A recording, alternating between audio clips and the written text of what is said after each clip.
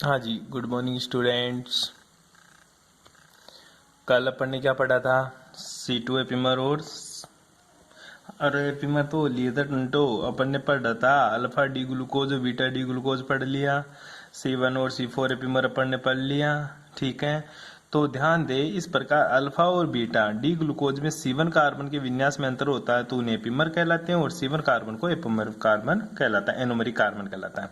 एक होता है तेरा एपिमर, एक होता है तेरा एनोमर कार्बन। कौन कौन से? ध्यान दे, दो चीज पढ़ी। एनोमर और एपिमर दोनों में रात दिन का फर्क है। जो एनोमर और एपिमर है वो देख एक बार। अगर CHO अगर OH, ठीक है, दिख रहा है तेरे को? हाँ, COH और नीचे नीचे क्या लिखेगा तू? CH2OH। ये तेरा ग्लूकोज होता है। मोटी बात ये है यार, ये एक नंबर कार्बन होता है। ठीक है, दिखाई दू तेरे को? ठीक है, एक नंबर, दो नंबर, तीन नंबर, चार नंबर, पांच नंबर, छह नंबर। ध्यान दे, अगर C2 इसके अगर तेरे को क्या बनाने हैं गुरुजी? एनोमर बनाना है। तो दो तरह का एनोमर बनाया था तू, एपिमर। ठीक है, C2 एपिमर और C4 एपिमर, C2 और C4। ठीक है, अगर C4 कार्बन का विन्यास बदल जाए, ये OH इधर आ जाए और H इधर आ जाए, ठीक है, तो ये C4 एपिमर हो जाएगा मेरा। C2 एपिमर में गुरुजी दो नंबर वाले कार्बन का विन्यास बदल जाए, OH इधर आ जाए, H इधर आ जाए, तो ये C2 एपिमर हो जाएगा मेरा। ठीक है, दो चीज पढ़ ली तूने, ये दो एपिमर पढ़े थे C2। अब एनोमर क्या होता है? ध्यान देना एक चीज का, बहुत मस्त वाली बात है। एनोमर, एनोमर का मतलब होता है गुरुजी दो होता है, alpha anomer, beta anomer. Alpha anomer, ठीक है, और दूसरा कौन सा होता है तेरा? Beta anomer. ठीक है, अल्फा एनोमर का सीधा सा मतलब होता है सर OH। कल बताया तेरे को, ये नीचे नीचे OH और O ग्रुप एक तरफ हो, OH और O ग्रुप क्या हो? एक तरफ हो। गुरुजी मैं इसको बदला हूं, ये कार्बन अगर ये मेरा H लगा दूं, इधर OH लगा दूं, इसको ऊपर से घुमा दूं और ये लेके आ जाऊं और ये रिंग बना दूं पूरी की पूरी। ठीक है, ये जो भी कार्बन होंगे, अगर OH ग्रुप और HO ग्रुप एक तरफ है तो अल्फा। अगर इस कार्बन पे OH इधर हो जाए और H इधर हो जाए और ऊपर से ग्रुप लेके आऊं मैं ऐसा, ठीक है, और इसको ऐसे जोड़ू तो OH और HO ग्रुप अपोजिट साइड हो, तो ये मेरा बीटा एनोमर कहलाता है। कौन सा कहलाता है? Beta anomer. ये बातें कल मैंने तेरे लोग बता दिया था। तो ग्लूकोज के अंदर तीन चार चीज देखने को मिलता है। अगर C2 कार्बन का विन्यास बदल जाता है तो C2 एपिमर, C4 का बदलता है तो सर C4 एपिमर। ध्यान दे, एक नंबर कार्बन पर उपस्थित OH और O एक तरफ हो तो क्या कहलाता है गुरुजी? मेरा अल्फा एनोमर। और एक नंबर कार्बन पर उपस्थित OH और O अपोजिट साइड हो तो बीटा एनोमर कहलाता है। बहुत बार पूछा है, बहुत बार। ठीक है, तो इसकी बातें बता रहा है ये कि अल्फा और बीटा डी ग्लूकोज के C1 कार्बन के विन्यास में अंतर होता है। C1 पे ही तो बदला, OH ग्रुप की पोजीशन। OH अगर लेफ्ट साइड है, OH अगर लेफ्ट साइड है तो बीटा, OH अगर राइट साइड है तो अल्फा। इसे एनोमर कहते हैं। C2 कार्बन को एनोमरिक कार्बन कहते हैं क्योंकि C2 के ऊपर ही विन्यास बदलता है। आगे देख ले, ग्लूकोज की चक्रीय संरचना के आधार पर इनके गुणों की व्याख्या की जा सकती है। फालतू की थ्योरी में पढ़ के सुना देता हूं। ग्लूकोज सिप अभिकर्मक अमोनिया NaHSO3 के साथ कोई अभिक्रिया नहीं देता, किंतु टोलेन अभिकर्मक फेलिंग सोल्यूशन और HCN आदि के साथ यह अभिक्रिया देता है। क्योंकि ग्लूकोज की चक्रीय संरचना में उपस्थित वल्य अधिक स्थायी नहीं होती, इस कारण अभिक्रिया तीव्र अभिकर्मक जैसे टोलेन अभिकर्मक फेलिंग विलियन HCN के साथ अभिक्रिया करने पर वल्य टूट जाती है और CHO समूह मुक्त हो जाता है। जबकि दुर्बल अभिकर्मक जैसे तेरा सिप अभिकर्मक हुआ, ठीक है, के साथ ये ग्लूकोज कोई अभिक्रिया नहीं देता, वल्य टूटती नहीं है, इसलिए CHO समूह अलग भी नहीं होता। डी ग्लूकोज के चक्रीकरण द्वारा चक्रीय एमीहेसिटेल बनता है। बनने की प्रक्रिया में C1 कार्बन सममिति से असममित में परिवर्तित हो जाता है, जिसके फलस्वरूप डी ग्लूकोज के दो चक्रीय एनोमरिक समावेवी बनते हैं, जिसको अल्फा डी एनोमर और बीटा डी एनोमर कार्बन कहते हैं। ठीक है, इस या ग्लूकोज बोलते हैं। इस प्रकार ग्लूकोज में अल्फा बीटा दो समावेश होने के कारण इसकी मेथेनॉल व HCl के साथ अभिक्रिया से उत्पाद के रूप में दो समावेशी अल्फा और बीटा मेथिल ग्लूकोक्साइड प्राप्त होता है, जो कल अपन ने पढ़ लिया था। आगे चलते हैं, आज की बातें करते हैं। ठीक है, अब आता है परिवर्तित ध्रुवण गुणक। बहुत इंपॉर्टेंट है, बहुत बार पूछा रहा, बहुत बार, तू सोच नहीं सकता कितनी बार पूछा है। हाँ, परिवर्तित ध्रुवण गुणक का क्या मतलब होता है? ध्रुवण गुणक का मतलब होता है ध्रुवण गुणक को बदल देना, परिवर्तित कर देना। कुछ यौगिक का ध्रुवण गुणक निरंतर घटता या बढ़ता है, इस प्रकार यौगिक के गुणों में परिवर्तित ध्रुवण गुणक कहते हैं। किसी यौगिक के ध्रुवण गुणक का निरंतर घटना या बढ़ना क्या कहलाता? मेरा ध्रुवण गुणक कहलाता है। फॉर एग्जाम्पल, डी ग्लूकोज परिवर्तित ध्रुवण गुणक प्रदर्शित करता है। अल्फा डी ग्लूकोज के ताजा जलीय विलयन का विशिष्ट ध्रुवण गुणक 112 होता है, जो समय के साथ निरंतर घटता जाता है तथा विशिष्ट ध्रुवण गुणक 52.5 पर स्थिर हो जाता है। इसी प्रकार बीटा डी ग्लूकोज का ताजा जलीय विलयन का विशिष्ट ध्रुवण गुणक 19 होता है, जो निरंतर बढ़ता जाता है और 52.5 पर स्थिर हो जाता है। कहना क्या चाहता है कि अल्फा जो डी ग्लूकोज है ना, उसका तो 112 होता है। कितना होता है उसका गुरुजी? 112 डिग्री सेल्सियस 12 डिग्री होता है परिवर्तित ध्रुव गुणक, जो निरंतर घटता घटता जाता है और 52.5 पर आकर स्थायी हो जाता है। जो बीटा डी ग्लूकोज है उसका परिवर्तित ध्रुव गुणक है प्लस का 19, जो बढ़ता जाता है और 52.5 पर आकर क्या हो जाता है? स्थिर हो जाता है। क्यों? क्योंकि 52.5 पर इसकी ओरिजिनल स्ट्रक्चर आ जाती है डी ग्लूकोज की। ठीक है, इस प्रकार डी ग्लूकोज परिवर्तित ध्रुव गुणक प्रदर्शित करता है। इस कारण यह है कि ग्लूकोज के जलीय विलयन में अल्फा और बीटा समावेवी विवर्त श्रृंखलीय संरचना के माध्यम से अंतर परिवर्तित होते रहते हैं तथा कुछ समय पश्चात साम्य स्थापित हो जाता है। वह साम्य मिश्रण के लिए विशिष्ट ध्रुवण गुणक 52.5 होता है। अतः अल्फा और बीटा डी ग्लूकोज में से किसी भी एक के द्वारा अभिक्रिया प्रारंभ करने पर एक समान उत्पाद बनता है, जिसका विशिष्ट ध्रुव गुणक क्या होता है? 52.5 होता है। ये होता है तेरा परिवर्तित ध्रुव गुणक। मोटी बात है कि समझ ले, डी ग्लूकोज है, अल्फा का परिवर्तित ध्रुव गुणक 112, बीटा का परिवर्तित ध्रुव गुणक प्लस का 19 होता है। तो ये 19 वाला तो बढ़कर 52 पर आकर स्थिर हो जाता है बीटा तो, और अल्फा क्या हो जाता है गुरुजी? कम होकर 52 पर आकर स्थिर हो जाता है। इसी को परिवर्तित ध्रुव गुणक कहते हैं। कोई प्रॉब्लम नहीं होती। ठीक है, नेक्स्ट देखिएगा, आगे की बात करते पड़े। क्या है क्वेश्चन? क्या आता है? लिख ले क्वेश्चन। ग्लूकोज की विवर श्रृंखला की कमियां बताते हुए इसकी सक्रिय श्रृंखला को समझाए तथा सक्रिय श्रृंखला के आधार पर इसकी कमियों की व्याख्या करो। ये क्वेश्चन, ये नीचे वाला सारा आंसर।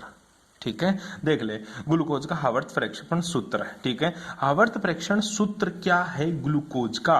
ग्लूकोज दो होते थे गुरुजी 6 के, एक तो होते थे अल्फा डी ग्लूकोज, एक दूसरा होता था मेरा बीटा डी ग्लूकोज। ये अच्छों के समझ में नहीं आता, तो इसलिए मैं तेरे को एक बार बना के दिखा देता हूं ताकि तू अच्छों से अलग हो जाए। ठीक है, इधर देख ले एक बार के लिए। पहले तो तेरे को ग्लूकोज बनाना सिखाता हूं।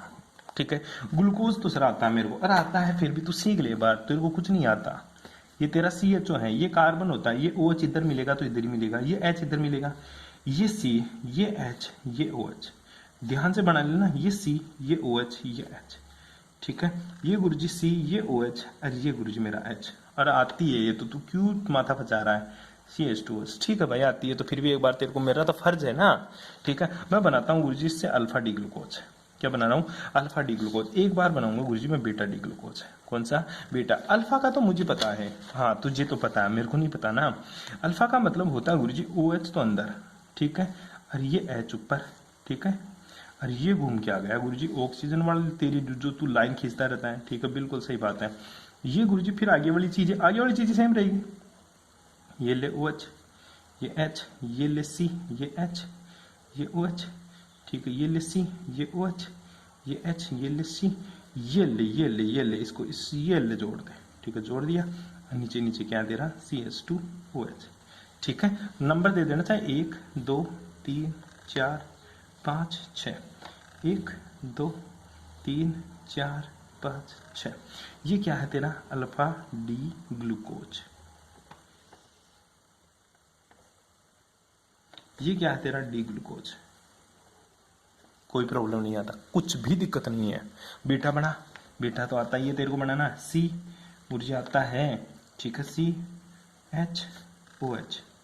ठीक है, ऊपर से लाइन खींचा, गया ऑक्सीजन लेकर नीचे, COH, HCHOH, COH, HC, जोड़ दे H।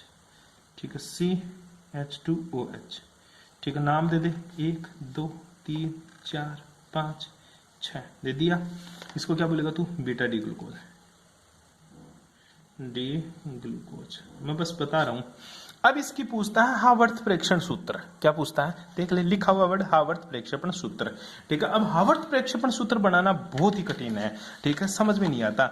अब पहले ये सोच ये रिंग कितनी मेंबर्ड है। देख 1 2 3 4 5 तो कार्बन गुरुजी, एक ऑक्सीजन, मतलब ये 6 मेंबर्ड रिंग है। इधर वाली 1 2 3 4 5 5 तो कार्बन है, एक ऑक्सीजन, मतलब गुरुजी ये भी 6 मेंबर्ड रिंग है। सबसे पहले गुरुजी मेरे को ऑक्सीजन को अरेंज करना है। तू कुछ मत बना, अल्फा की बनाना चाहता है ना तो अल्फा की तो सीधा सा ऐसे बना दे, कुछ भी मत करना तू। ये ऑक्सीजन यहां बिठा देना और ये कार्बन इस तरह से कर देना। ये ले 6 मेंबर। इसका क्या करूं, इसका भी एज इट इज ऐसे कर दे। ठीक है, ये ऑक्सीजन सर और ये कार्बन, ये ले कार्बन मेरे भाई, ये ले वापस इधर। ठीक है, कर दिया, यहाँ तक कोई प्रॉब्लम नहीं है। ये तो मुझे अच्छे से आ गया सर, इतना तो मैं कर सकता हूँ। अब देख 1 नंबर इस कार्बन को, 2 नंबर इसको, 3 नंबर इसको, 4 इसको, 5 इसको। इसी तरह 1 नंबर इसको, 2 नंबर इसको, 3 इसको, 4 इसको, 5 इसको। ठीक है, छठा तेरा ऑक्सीजन है, ऑक्सीजन से हमें कोई मतलब नहीं है। अब सुन, जो अंदर की तरफ है ना, अंदर की तरफ उसको तो नीचे की तरफ दबा दे। ठीक है, और जो बाहर की तरफ है ना, ये जो ग्रुप बाहर की तरफ लगाओ ना, इसको ऊपर की तरफ लगा दे। कैसे लगा दो ऊपर की तरफ? ठीक है, सुन एक बार ढंग से देख ले, एक बार ढंग से देख ले तू, मैं थोड़ा सा और कम कर देता हूं इसको।